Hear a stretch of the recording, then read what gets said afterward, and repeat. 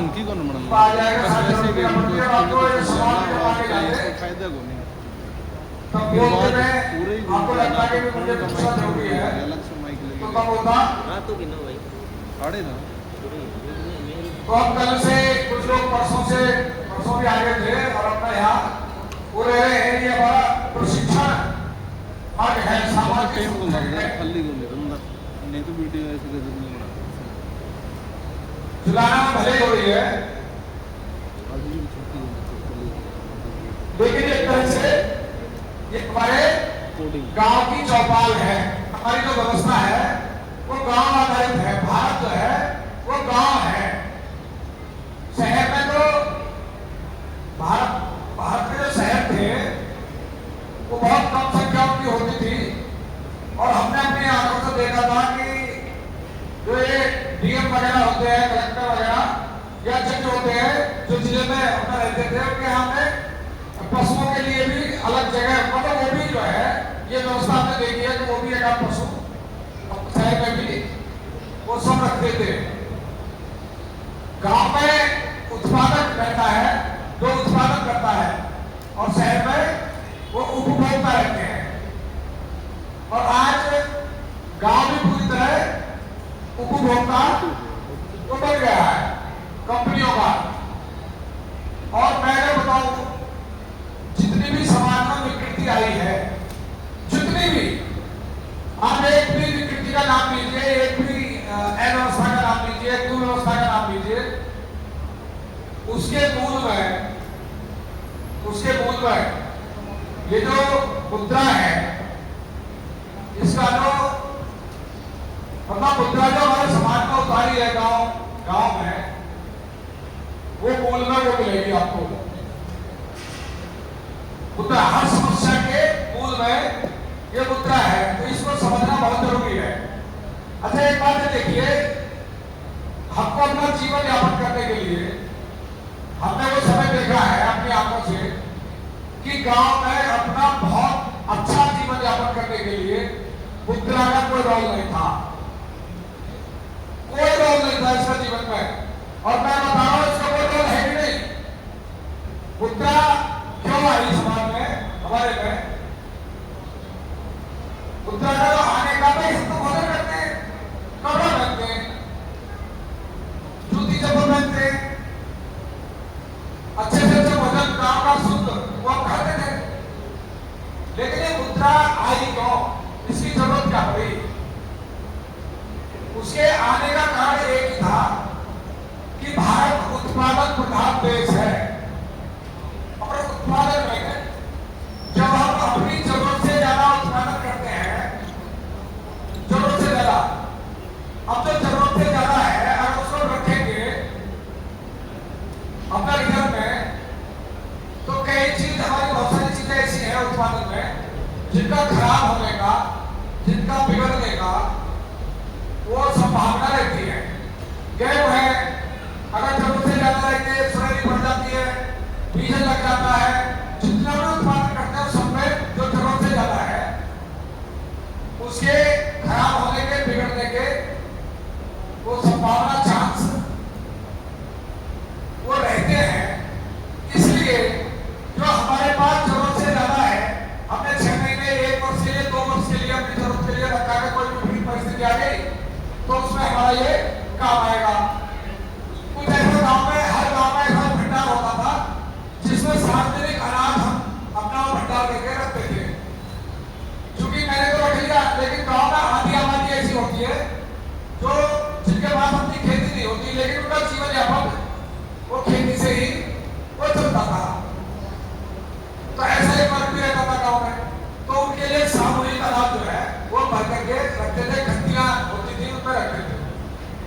तो जो जरूरत से ज्यादा है, पूरे गांव की जरूरत से ज्यादा है, 1 साल से 2 साल से भी जरूरत से ज्यादा है, तो उसको हम किसी को जिसको जरूरत है उसको हमको देना होता था।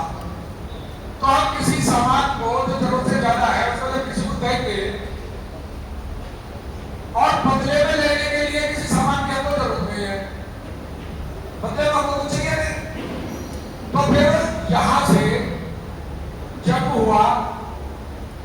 कि भाई कोई व्यवस्था ऐसी करो कि हम अपना उत्पादन जो खराब होने का चाहता है उसको किसी को दे दें जरूरतमंद को, और उसके बदले में कोई ऐसी चीज लें जो हमारे पास सुरक्षित रखी रहे, तो खराब ना हो, बिगड़े नहीं, सड़े नहीं, गले नहीं।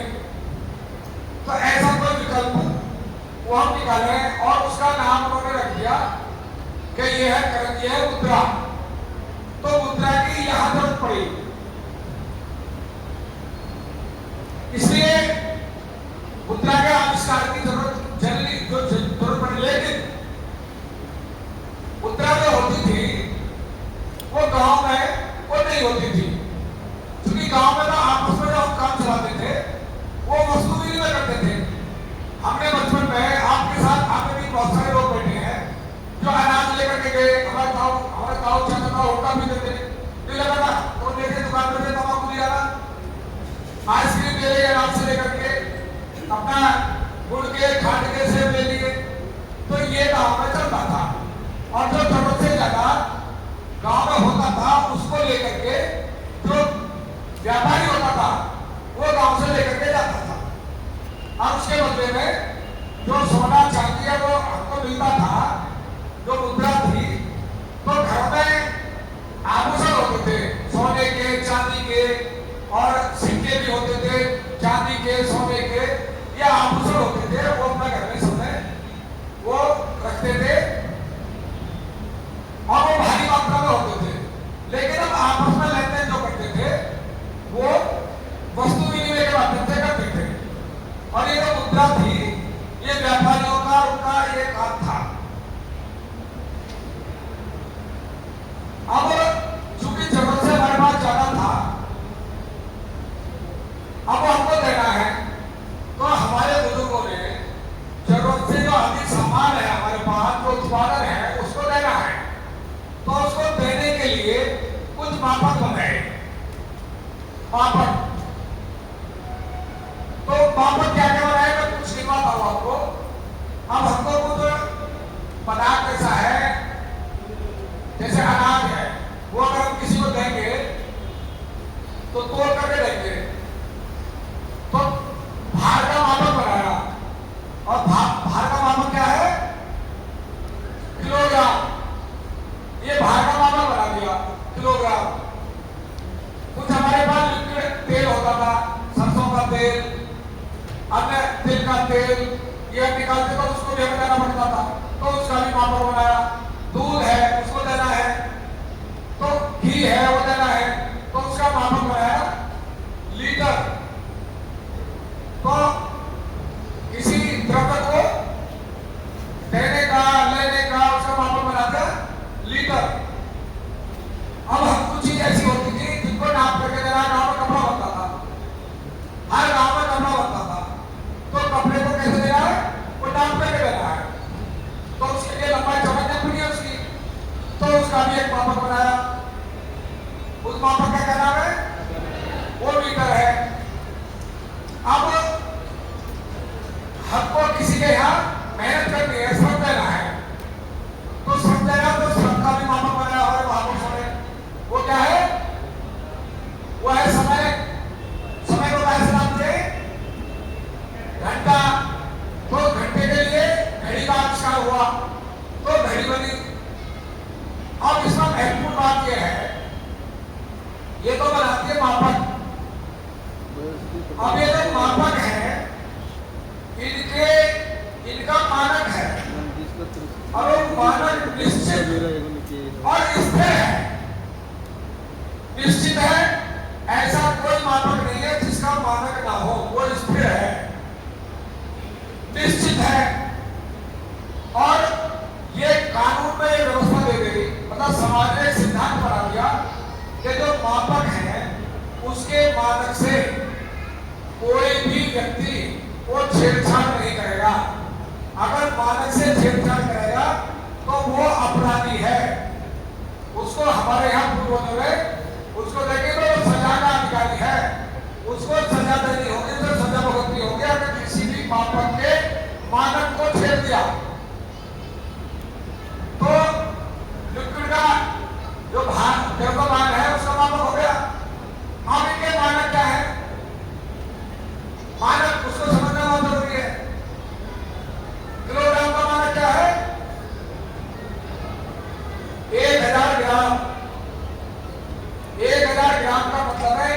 किलोग्राम ये मानक है।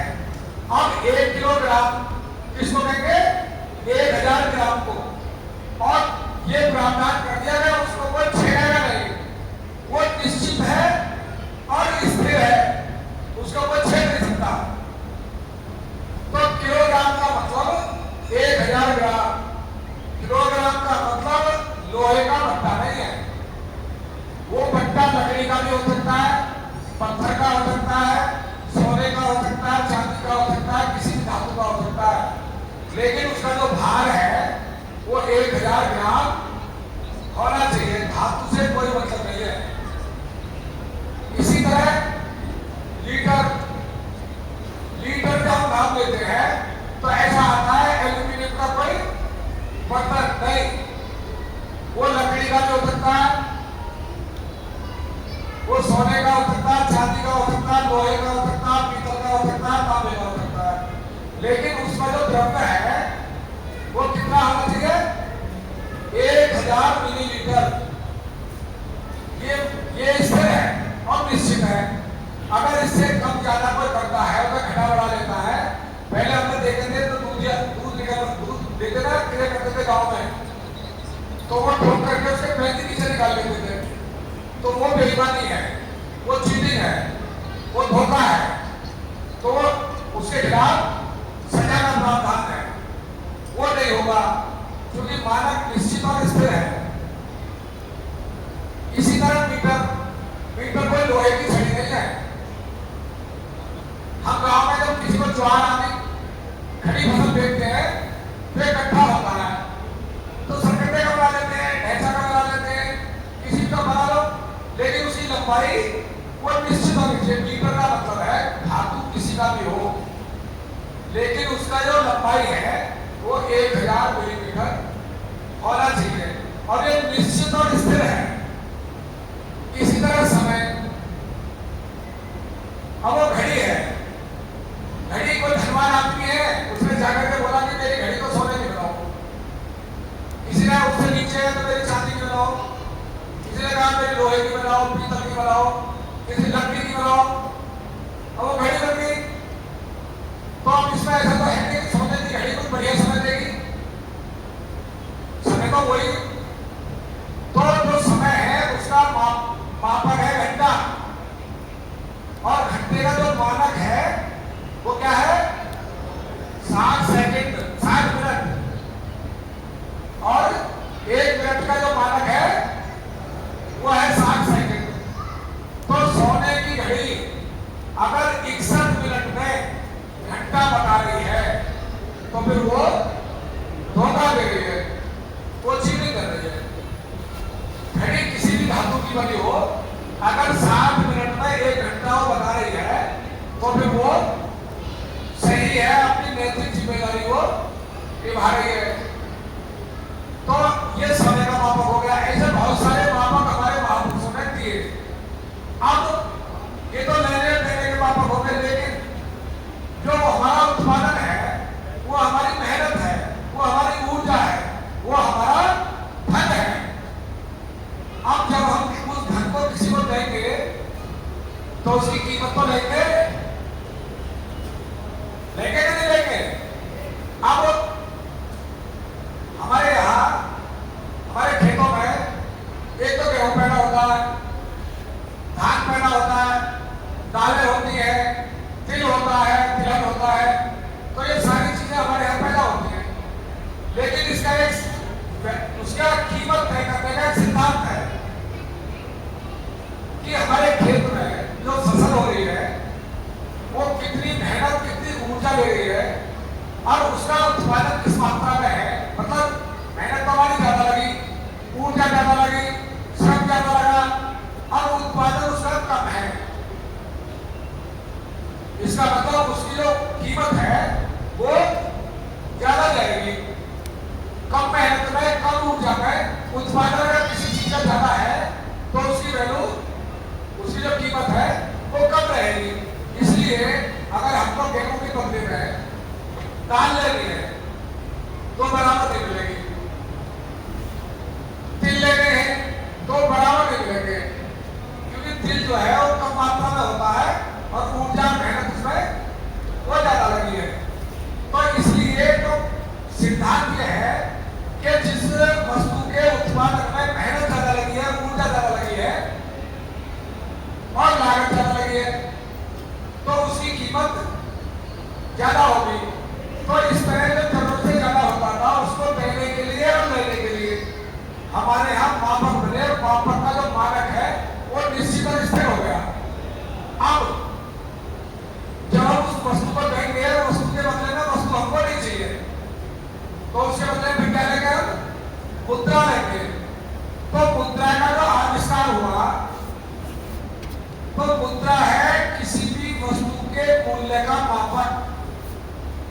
जैसे किसी भी वस्तु के भार का मापक किलोग्राम है, लंबाई चौड़ाई नापने का मापक मीटर है और मेहनत का मापक जो है वो समय घंटा है और किसी द्रव्य का मापक जो लीटर है, उसी तरह किसी भी वस्तु के मूल्य को निर्धारित करने का, मापने का मापक वो मुद्रा है। ठीक है? और मुद्रा का जो मानक है वो निश्चित और स्थिर है। मुद्रा का जो मानक है, तो भारत की मुद्रा क्या है? भारत की मुद्रा है रुपया। और जो रुपया है वो किसी वस्तु के मूल्य को निर्धारित करने का है। रुपया महत्वपूर्ण नहीं है। महत्वपूर्ण क्या है? महत्वपूर्ण है वो वस्तु के आदान प्रदान करने के लिए वो उसका मूल्य निर्धारित करती है। अब किसी की परचून की दुकान है, आप आ जाइए, तो जो सामान देगा आपने पर्चा दे दिया उसको, तो हमारे लिए क्या महत्वपूर्ण है? वो जो सामान हम लेने गए हैं वही तो महत्वपूर्ण है। बाकी हम लोग केवल ये देखना है कि वो जो भट्टा है जिसे वो तोड़ के दे रहा है वो सही है कि नहीं। ऐसा तो नहीं है क्या उसने घिस करके और उससे लोहा जो है वो हटा दिया हो और जो 1 किलोग्राम का भट्टा है, जो 1000 ग्राम का होना चाहिए, उसको उसने 900 ग्राम का तो नहीं कर लिया। ये जांचने परखने का हमारा पूरा अधिकार है, चूंकि उससे जो हम वस्तु लेंगे, सामान लेंगे, उसके बदले में हम अपना या तो मुद्रा देंगे या हम भी कुछ सामान देंगे। तो उसको जो है उसको जांच परख करने का पूरा अधिकार है। हम बाजार के आने कपड़ा लेने, अब कपड़ा जिस मीटर से नाम करके दे रहा है उस मीटर की जांच परख करना हमारा वो अधिकार है। क्या उस मीटर की जांच परख कर रहे हैं, कहीं उसने वो छोटा तो नहीं कर दिया। तो हमारे साथ कपड़ा हमको लेना है 1 मीटर और 10 सेंटीमीटर अगर वो छोटा है तो हर नाप पर 10 सेंटीमीटर कम हो जाएगा। उसी तरह लीटर उसको देखना कि पूरा है कि नहीं। अब इसी तरह जो भारत की मुद्रा है रुपया है, तो रुपया किस धातु का है ये महत्वपूर्ण नहीं है, लेकिन उसका जो मानक है वो कानून में सैद्धांतिक रूप से वो निश्चित है और स्थिर है और उसको घटाया या बढ़ाया नहीं जा सकता। और आईपीसी की धारा 489 में ये प्रावधान है, अगर रुपए के साथ, मुद्रा के साथ किसी ने भी छेड़खानी की तो उसको आजीवन कारावास की सजा का प्रावधान है। तो मानक, अब हमको वो जो रुपए का मानक है, तो भारत की मुद्रा रुपया है, उसका जो मानक है, अब हमको कोई दे रहा है हमारे उत्पादन के बदले में, तो हमारा जांच और परख करना वो परम आवश्यक है कि हमने जो अपनी मेहनत से जो उत्पादन किया है, पेड़ हो, पशु हो या खेत में उत्पादन किया है, उसको जो हम दे रहे हैं उसको बदले में जो हमको मिल रहा है वो नकली तो नहीं है, वो असली है कि नहीं।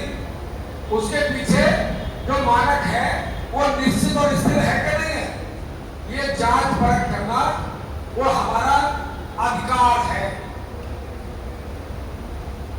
ठीक है? इसके लिए ये मुद्रा का आविष्कार हुआ। जीवन जीने के लिए मुद्रा की कोई भूमिका नहीं है। खाना तो हमको अनाज है, अनाज कहाँ से आएगा? रॉ मटेरियल कहाँ से आएगा? अनाज का, भोजन का, वो तो खेत से आएगा। और खेत से कब आएगा? जब हम खेती करेंगे। खेती हम कब करेंगे? जब हमको खेती करनी आती होगी। कपड़े का रॉ मटेरियल कहाँ से आता है? वो कब आएगा? जब खेती करेंगे। कब आएगा? खेती कब करेंगे? जब हमको खेती करनी आती होगी। अगली मकान, बस तीन ही चीजें हैं जीवन जीने के लिए। तीन चीजें हैं, रोटी, कपड़ा और मकान। ये प्रकृति के अनुसार भी यही है, प्रकृति का सिद्धांत भी यही है कि तीन चीज चाहिए। और भारत का जो संविधान है, भारत का जो कानून है, संविधान, उसमें भी लिखा कि भारत के हर नागरिक का रोटी, कपड़ा और मकान ये उसका फंडामेंटल राइट है। इसको कोई भी कानून छीन नहीं सकता। ये अधिकार है उसका, कानूनी लीगली प्रणाली का अधिकार है रोटी, कपड़ा और मकान का। अब ये तीनों, मकान का रॉ मटेरियल कहाँ से आता है? वो भी खेत से आता है। ठीक है। अब इस देश में हुआ क्या?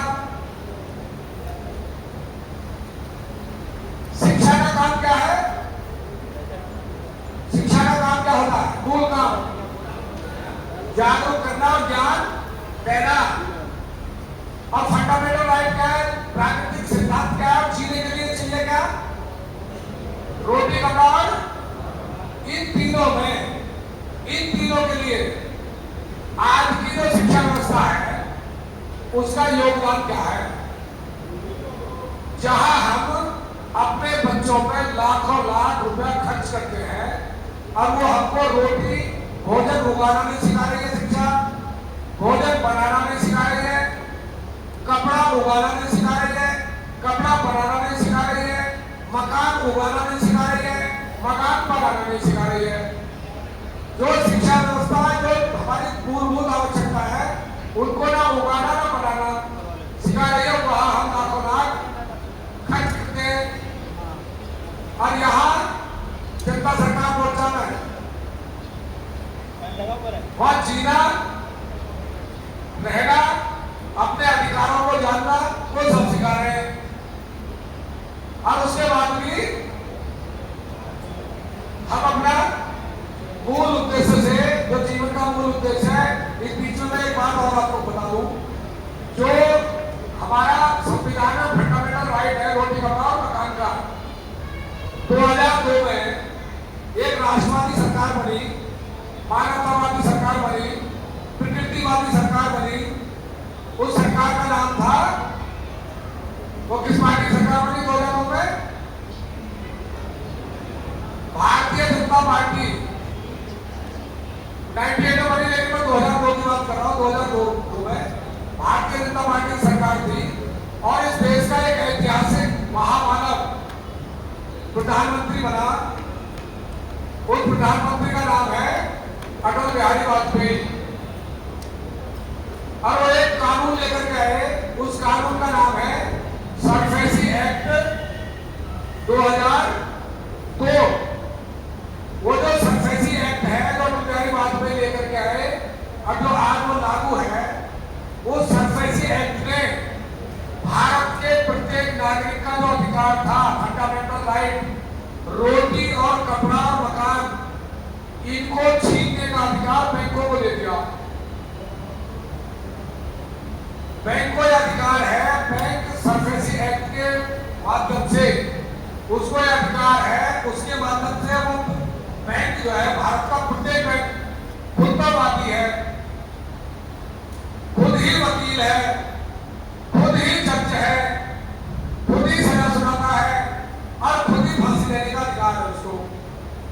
ये सरफेसी एक्ट का प्रावधान है, सरफेसी एक्ट 2002। आपका मकान है, आपके कपड़े उसमें है, मकान आपका है, आपकी रोटी बनाना वो सारा सिस्टम उसमें है, वो सब कुछ मकान के अंदर बंद करके अब आपको बाहर निकाल करके पुलिस के माध्यम से, और उस लॉक लगा करके बंद करके आपको सड़क पे वो करने का अधिकार बैंक को है, जो संवैधानिक अधिकार फंडामेंटल राइट को भी वायलेशन कर देता है। अब यहां से भी आगे अब हमको कहा गया है, जब हम हटते हटते अपने मकान में भी आ गए और मकान में भी वो घुस गए और मकान में भी फिर हम हटते हटते अंतिम जो दीवार है हमारी मकान की अंतिम, वहां से तो पीछे हटने का कोई रास्ता ही नहीं है। जब वहां तक आ गए, अब क्या करें? दीवार तोड़कर आ गए, क्या करें? मकान से निकल करके अब हमारा इतना भी अधिकार नहीं है कि जो मुद्रा सरकार ने बैंकों ने मिलकर के अपने हाथ में ले लिया मुद्रा को, मुद्रा सरकार का मुद्दा नहीं था, ये सरकार का विषय नहीं था। भारत का कोई भी नागरिक उत्पादन करता था, वो उत्पादन करके उसको सेल करता था, बेचता था, उसके बदले में जो सोना चांदी आता था वो नुकसान करता था और उसको सिक्के में वो रुपए में जो चांदी का रुपया है और गोल्ड है उसमें डलवा देता था, बराबर मात्रा चांदी बनाता था। ये सरकार का विषय वो नहीं था। हाँ, राजाओं के हाथ में इतना था, भारतीय जो राजा थे उनके हाथ में इतना था, चूंकि कानून व्यवस्था के हाथ में थी, किसी को सजा देना और छोड़ना, दया कर देना किसी पर, ये राजाओं के हाथ में था। वो क्या था? अगर किसी ने जो मोहर है सोने की और रुपया है उसको घिस करके चांदी निकाल ली उससे या सोना निकाल लिया मोहर में से और वो कंप्लेंट राजा पर चली गई कि इसने मेरे साथ वो पीड़ित कर गए। चूंकि भारत की जो मुद्रा है रुपया है और रुपया का जो मानक है वो 1 तोला चांदी है, ये मानक है उसका। रुपये का मानक क्या है? 1 तोला चांदी और वो शुद्ध 100% शुद्ध और वजन उसका पूरा 1 तोला। 1 तोला का मतलब है 11.664 ग्राम शुद्ध चांदी, ये रुपया है, ये मानक है। अब वो पूरा ले लिया सरकार ने अपने हाथ में। कब लिया ये अंग्रेजों के टाइम में ले लिया उन्होंने। अंग्रेजों ने जो एक्ट आया, अंग्रेजों ने जो भारत को लूटने की व्यवस्था बनाई, वो कब बनाई? भारत पर गुलाम और कब्जा करने आए थे, लेकिन वो भारत के जो कब्जा लूट का जो उन्होंने केंद्र बनाया, टारगेट जो किया वो राजाओं को किया कि भाई राजाओं के अंदर में प्रजा है तो राजाओं को कंट्रोल कर लो, तो भारत हमारे कंट्रोल में आ जाएगा। लेकिन हमारे यहाँ जो पहली व्यवस्था थी, राजशाही जब भी थी, जब भी गांव को वो नहीं छेड़ते थे, मतलब गांव व्यवस्था पूरी गांव आधारित थी। गांव के लोगों से जो गांव रहते थे, जो उत्पादन करते थे, उनसे राजा जब जरूरत पड़ती थी किसका युद्ध हो जाओ तो प्रजा से, अपनी प्रजा से सहयोग मांगता था राजा कि भाई हमको आपके सहयोग की आवश्यकता है, आप हमारा सहयोग करो आर्थिक। तो 2 तरह का सहयोग प्रजा से मांगते थे। एक तो सैनिक चाहिए तो वो गांव देते थे, सैनिक निकाल करके आगे आते थे, और दूसरा आर्थिक मदद करते थे, राजा को अलाव देते थे, धन देते थे, मुद्रा देते, सोना चांदी ये सब देते थे। तो लेकिन गांव की जो व्यवस्था थी उस व्यवस्था में उनका कोई किसी तरह का इंटरफेयर, हस्तक्षेप बिल्कुल नहीं होता था, कुछ नहीं होता था। ये मैं अपनी आंखों से ही बताऊं तो मैंने गांव की जो सड़क जहाज है ऐसी देखी कि गांव का कोई मौजूद व्यक्ति जो बहुत, जिसको कहते थे इज्जतदार व्यक्ति है, मैं बहुत मौजूद आदमी है, जब वो गली में निकलते थे तो उनकी लिहाज और शर्म ऐसी होती तो बोलते नहीं थे। अगर कोई महिला उसी रास्ते से जा रही है तो एक साइड में होकर के वो अपना या तो खड़ी हो जाती थी कि निकल जाएंगे, ताला निकल जाएंगे, या बैठ जाती थी। ये गांव में लिहाज शर्म इतनी होती थी। कभी कोई बुजुर्ग किसी महिला को धक्का नहीं था, लेकिन बस उनका जो ऑरा था, जो उनका कैरेक्टर था, जो उनका चरित्र था, उसका ऑरा इतना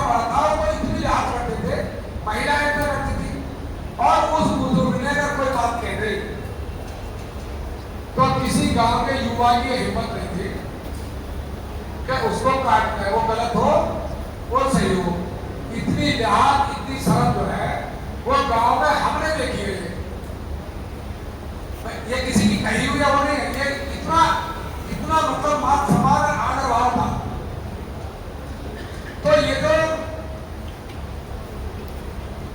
जो मुद्रा के माध्यम से जो लूट की व्यवस्था शुरू हुई वो हुई 1857 की क्रांति के बाद।